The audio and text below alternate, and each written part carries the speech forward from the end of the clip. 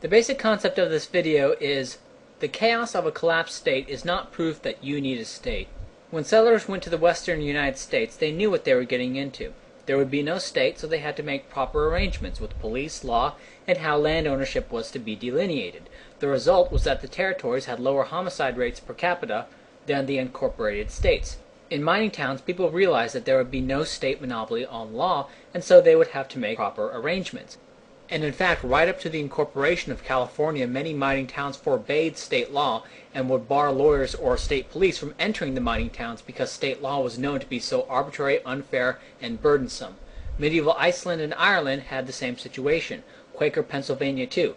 Early America is littered with examples of areas with little or nominal state presence, and much of the American spirit was a description of this emergent law. People went into America knowing that they had to order themselves, and they did, and it was great, and they became self-sufficient, and they felt self-sufficient.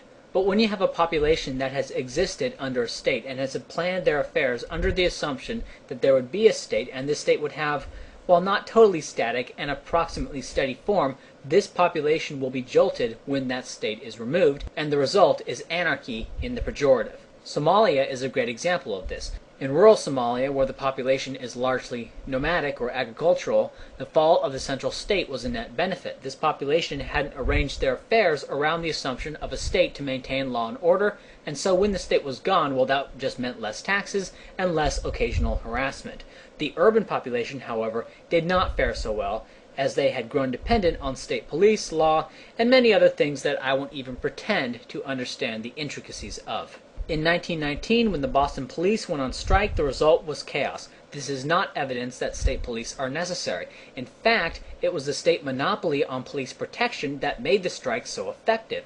And when the police struck, people didn't have time to make arrangements for private police protection. Society was unable to emerge in that regard. If you build a ship around the assumption that you need a central beam, once that ship is built, if that beam is removed, that ship will sink. Now a young pioneer may say, hey, I can build a ship without that central beam, but instead it'll have ribbings along the side. This ship will be faster, stronger at most angles, and will have more cargo space. Would the skeptic then rip out the central beams of already existing ships to test the feasibility of this plan? No, and removing the state from pre-existing societies will result in chaos. The problem is that that central beam right now is looking pretty ragged.